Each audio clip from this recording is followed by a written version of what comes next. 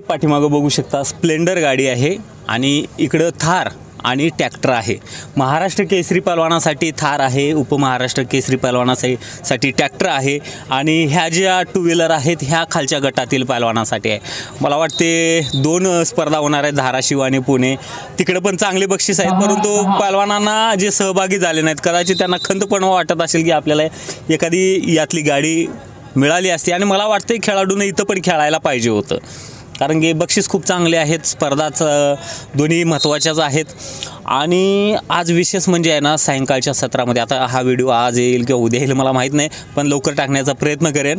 तर सायंकाळच्या सत्रामध्ये माती विभागाने मॅट विभागानं जबरदस्त कुस्त्या होणार आहेत, कारण की ज्या कधी कुस्त्या बघितलं नाही आपण मैदानी असो किंवा स्पर्धेत असो त्या या ठिकाणी कुस्ती होणार आहेत। आणि सायंकाळच्या सत्रात जर बोलायचं झालं तुम्हाला, विभागातनं 4 पहलवान आलेले आहेत, त्यामध्ये सिकंदर शेख, पहलवान विक्रम भोसले, पहलवान पृथ्वीराज मोहळ, पहलवान संदीप मोठे हे 4 माती विभागातून आले। मॅट विभागातनं पहलवान पृथ्वीराज पाटील, पहलवान शिवराज राक्षे, पहलवान सुदर्शन कोतकर, पहलवान माऊली कोकाटे। आता यात विषय काय, कुस्ती कोणाची होणार? मॅटवरनं पहलवान पृथ्वीराज पाटील विरुद्ध पहलवान माऊली कोकाटे अशी कुस्ती होणार आहे। ही बऱ्याचदा मैदानी आणि अगोदर पण स्पर्धेत पण बघायला मिळालेली, ह्या कुस्त्या चांगल्या होणार आहे बघायला।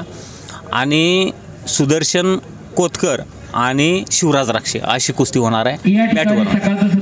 पृथ्वीराज पाटील विरुद्ध माऊली कोकाटे, शिवराज राक्षे विरुद्ध सुदर्शन कोतकर, हे झालं मॅट विभागातनं। आणि माती विभागातनं जर बोलायचं झालं तर पहलवान संदीप मोठे विरुद्ध पहलवान विक्रम भोसले अशी कुस्ती होणार आहे। जर विशेष कौतुक करायचं झालं तर या सगळ्या स्पर्धेमध्ये विक्रम भोसले, कारण की खूप वयानं कमी असणार आणि पहिल्यांदाच महाराष्ट्र केसरी स्पर्धेसाठी तो ओपन गटातनं खेळतोय। अनेक असे मेडल आहेत, बरेचशा क्षेत्रामध्ये चांगलं हे आहे, परंतु नवोदित आहे, वय कमी आहे, परंतु कुस्त्या चांगल्या केलेल्या आहेत, बरेचशा कुस्त्या चांगल्या केलेल्या आहेत। यांची कुस्ती असणार आहे संदीप मोठे, जे की सांगली भोसले व्यायामशाळेचा पहलवान आहे संदीप मोठे। तो पण आता यावर्षी मागच्या वर्षी बऱ्याचशा चांगल्या कुस्ती केल्या, मागच्या पण 3-4 कुस्त्या चांगल्या केल्या महाराष्ट्र केसरीमध्ये। तो पण महाराष्ट्र केसरी स्पर्धेकडं, महाराष्ट्र केसरी म्हणजे थारकडं वाटचाल आहे या सगळ्या पहलवानांची, त्यामुळे संदीप मोठे आणि विक्रम भोसले ही बघण्यासारखी कुस्ती होणार। दुसरं म्हणजे सिकंदर शेख विरुद्ध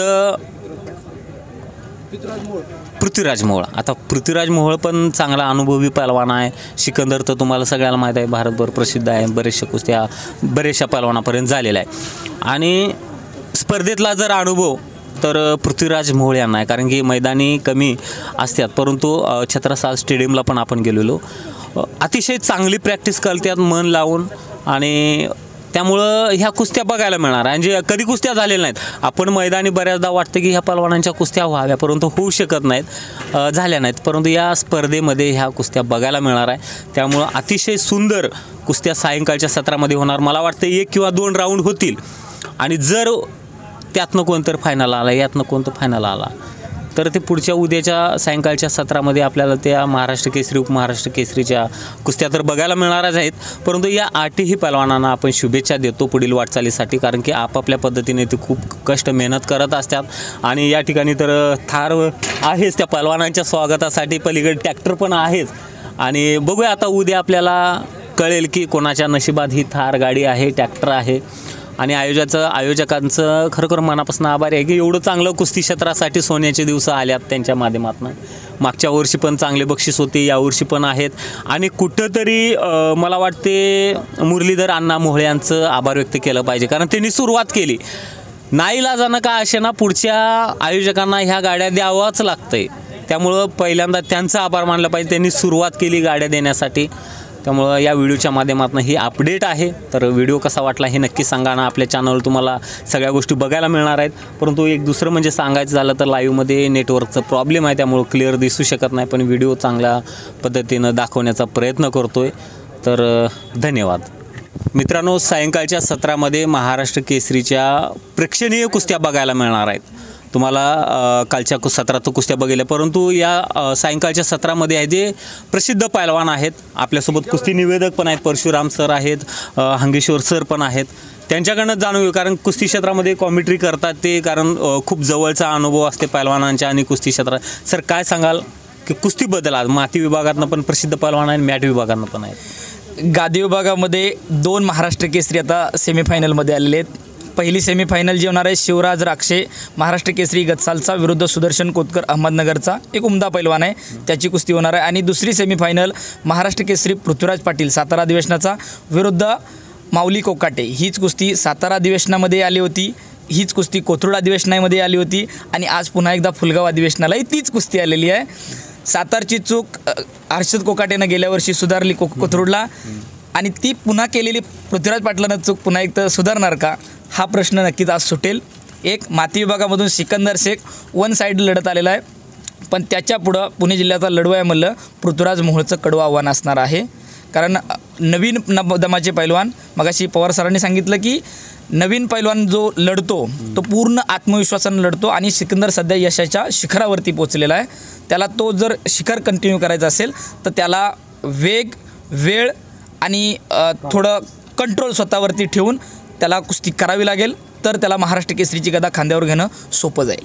नक्कीच. आणि आपल्यासोबत कुस्ती निवेदक परशुराम सर आहे. सर, तुम्ही जवळनं कुस्त्या बघितल्यात, सांगा मला काय सांगाल. नमस्कार, मी कुस्ती निवेदक परशुराम पवार. नेहमीच महाराष्ट्र केसरीचं अधिवेशन आलं का महाराष्ट्र केसरी कोण होणार ही उत्सुकता लागलेली असते, पण काळ वेळच ठरवत असतो की महाराष्ट्र केसरी कोण होणार. कारण एका पलवानाचं नाव घेऊन आपण दुसऱ्या पलवानावरती अन्याय करतो असं त्याचं होतं. कारण माती विभागामधनं विक्रम भोसले हा सोलापूर जिल्ह्यातनं पैलवान आहे, पण तो मुंबईकडनं उतरलेला आहे. त्याचबरोबर संदीप मोठे हा भोसलेम शाळेचा जत तालुक्यातला कंटीचा शहाजी नाना पवार यांचा पट्टा आहे, तोही तुपानी कुस्त्या करत चाललेला आहे. कारण 2022-2023चा त्याचा प्रदीर्घ अनुभव आहे. त्याचबरोबर सिकंदर शेख हिंदुस्थानचा बेताज बादशाह आणि त्याच्या विरोधात या पुणे जिल्ह्याचं सोनं चाफ्याचं पूल पृथ्वीराज मोहोळ हेही चांगल्या कुस्त्या करत चाललेले आहेत. आजच्या संध्याकाळच्या सत्रामध्ये माती विभागामध्ये हे पैलवान लढणार आहेत. बघूया कोणाच्या नशिबात महाराष्ट्र केसरीची गदा आहे. माती विभागामधनं येणारा या दोन्ही जोडीमधला एक शेवटची कुस्ती देवेंद्रजी फडणवीस साहेब यांच्या शुभास्ती लागणार आहे. आणि मॅट विभागामध्ये आता संघे सरांनी सांगितल्यासारखं, कारण 2 महाराष्ट्र केसरी आहेत. 2023चा महाराष्ट्र केसरी शिवराज राक्षे, 2022चा महाराष्ट्र केसरी पृथ्वीराज पाटील आहे, पण तेवढाच तुल्यबळ माऊली कोकाटे आहे. कारण माऊली अलीकडं चांगला अभ्यास करत चाललेला आहे. शिवराज याला मॅटवरला गाड्या अभ्यासक आहे, प्रदीर्घ अनुभव आहे. अर्जुन अवॉर्ड आंतरराष्ट्रीय पैलवान काका पवार यांनी खास त्याच्याकडून वेगळं कौशल्य असून घेतलेलं आहे. त्याचबरोबर पृथ्वीराज पाटील हा सेनादलाचा पैलवान, तो जागतिक विजेता आहे, त्याच्याकडेही तगडा अनुभव आहे. आणि माऊली कोकाटे सलग 3 वर्षाचा अनुभव असणारा, कारण माऊली अलीकडं मैदानी लढताना फार सुंदरतेने लढलाय आणि गेली 2 दिवस 2 सत्रामध्ये तोही तुफान लढत चाललेला आहे. कारण येणारा काळच ठरवत असतो तो महाराष्ट्र केसरी कोण ठरणार आहे. 99% त्याचे परिश्रम, त्याचं कष्ट, सातत्यपणा, संयम, गुरुनं शिकवलेली आदर्श विद्या आणि आईवडिलाचं स्वप्न तो साकारतो, आणि 1% त्याचं नशीब असतं. तर ज्ञानेश्वर माऊली यांना मी सांगू इच्छितो की बजरंग बलीचा येणारा आशीर्वाद कुठल्या पलवान लाभतो ते आपण पाहणार आहोत. थार गाडी महाराष्ट्र केसरीची कुणाकडे जाणार, महाराष्ट्र केसरीची गदा. अजून एक गोष्ट प्राधान्यानं मला सांगावीशी अशी वाटते की महाराष्ट्रातली तमाम कुस्ती शौकीन, कुस्तीवरती प्रेम करणारे महाराष्ट्र केसरीवरती फार मोठी प्रेम करतात. आत्तापर्यंत झालेले 46 महाराष्ट्र केसरी आहेत ना, हे महाराष्ट्राच्या हृदय सिंहासनावरती झालेले आहेत. अनेक जत्रा यात्रेमध्ये, अनेक स्पर्धेमध्ये पदक विजेते पलवान आहेत. अनेक जत्रा यात्रेमधले अनेक विजेते, भैरवनाथ केसरी, लातूर केसरी, असे अनेक केसरी आहेत. अनेक केसरीच्या गदा मिळवलेले पलवान आहेत, जवळजवळ 80-85 गदा मिळवलेले पलवान आहेत, हिंदी केसरी झालेले पलवान आहेत. पण महाराष्ट्र केसरी होणारा जो पलवान असतो त्याला महाराष्ट्रामध्ये वेगळं एक आदराचं स्थान आहे. तो महाराष्ट्रातील कुस्तीगराच्या हृदय सिंहासनावरती आरूढ असतो. या लाल मातीमध्ये पहिलं पाऊल टाकल्यानंतर, पहिला लंगोटा लावल्यानंतर त्याचं स्वप्न एकच असतं, ते म्हणजे महाराष्ट्र केसरीचं. अशी मानाची, प्रतिष्ठेची गदा कुणाच्या खांद्यावरती जाणार आहे ते आपण पाहणारच आहोत. तत्पूर्वी एका पलवानाचं नाव घेऊन मी दुसऱ्या पलवानावरती अन्याय करणार नाही, कारण अनेक पिढ्या, मी जबाबदारीपूर्वक सांगतोय, मी कुस्ती निवेदक परशुराम पवार, कारण अनेक पिढ्या खर्ची घातल्यानंतर महाराष्ट्र केसरी ओपन गटामधनं पलवान लढत असतो. तो मग मॅट असेल, नाहीतर माती विभागामधनं असेल. त्याचे वडील, त्याचे आजोबा, त्याचे कुटुंब, त्याचे गुरु गेली अनेक वर्ष, 10-10, 15-15 वर्ष परिश्रम घेत असतात. त्याच्याकडनं वेगळं पण कौशल्य, वेगळा सराव, वेगळी मेहनत. कारण 3-3, 4-4 महिने तो मोबाईलही वापरत नसतो.